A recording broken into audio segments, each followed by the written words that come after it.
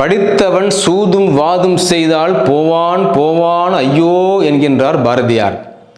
சூதும் வாதும் வேதனை தரும் என்கின்றார் ஔவையார். இந்த இடத்தில் சூது என்றால் என்ன, வாது என்றால் என்ன? சூது என்பது அழகான தமிழ்ச்சொல்.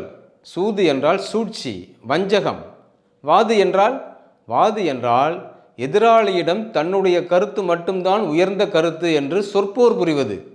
தன்னுடைய கருத்தையே ஏற்க வேண்டும் என்று வலிவான அந்த வலிமையான கருத்துக்களை முன்வைத்து தன்னுடைய கருத்தை நிலைநிறுத்துவதற்கு முற்படுவது.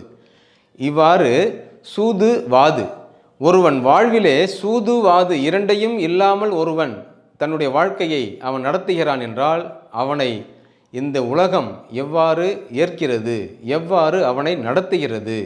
ஒன்றும் தெரியாதவன். ஆம், சூதுவாது தெரியாதவன் என்று அவனை குறிப்பிடுகின்றது.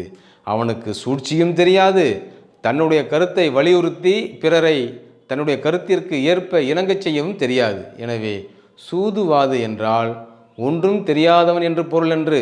அவன் நல்வழியில் நடக்கின்றான், எந்த வகையான தீங்கையும் பிறருக்கு ஏற்படுத்த முயலாமல் தன்னுடைய போக்கிலே இயல்பான ஒரு வாழ்க்கையை மேற்கொள்கின்றான் என்பதே இங்கு அழகான ஒரு பொருளாகும். சூதுவாது இல்லாமல் வாழ்வோம், பிறருக்கு எந்த கேடும் நினைக்காமல் நம்முடைய வாழ்க்கையை அமைத்துக் கொள்வோம். நன்றி, வணக்கம்.